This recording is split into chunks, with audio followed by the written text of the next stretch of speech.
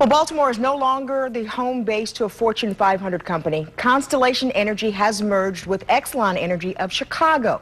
Now, you'll still get your bill from BGE, but you may see some changes that affect the community as a whole. ABC 2 News' Roosevelt Leftwich explains what that merger really means for all of us. Rosie? Well, Kelly, today was the first day that Exelon was in Baltimore. The sun still came up, it was still shining, the building was still standing downtown, and BGE is still BGE. But analysts are seeing the merger as a mixed bag of pluses and minuses for the community as a whole. Nothing has really changed. It still says Constellation Energy on the side of the building downtown, and most of the hundreds of employees that work there are still at work. For now, Constellation Energy ceased to exist as a publicly traded company on Monday after the merger with Exelon of Chicago was completed. Constellation was the last Fortune 500 company in Baltimore City and end of an era. But for most folks, they just hope their power bill won't go up. Exelon's going to have a big presence here, and I think maybe the consumers might be better off. Might be better off? How so?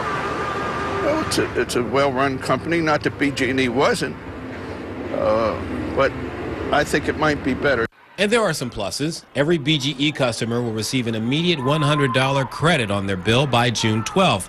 The company is also required to put $113 million in customer investment for energy assistance and home energy efficiency projects. Also, they're required to step up investments in alternative energy such as solar, wind, and animal waste conversion. But there are also minuses. Over the next 2 years, about 600 to 700 corporate jobs will be phased out as the headquarters shifts fully to Chicago. There is also the loss of prestige of losing a Fortune 500 company, the last in city limits.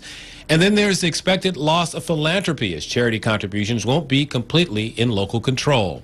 With no corporate headquarters or fewer corporate headquarters here in Baltimore, it may not be the case. I mean, any kind of request for philanthropy we have to go through this corporate offices in Chicago and then basically decide it. So you won't have that connection, that you won't identify Baltimore with Constellation. You won't identify, it will be identified with Chicago. Towson University Economic Community Outreach Vice President Darius Arani says the merger is overall a mixed positive.